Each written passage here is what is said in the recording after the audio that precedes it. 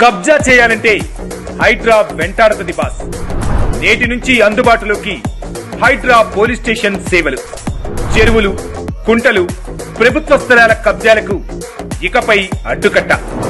హైడ్రా రాకతో అక్రమాలకు చెక్. సామాన్యుడికి న్యాయం చేయడమే హైడ్రా ధ్యేయం.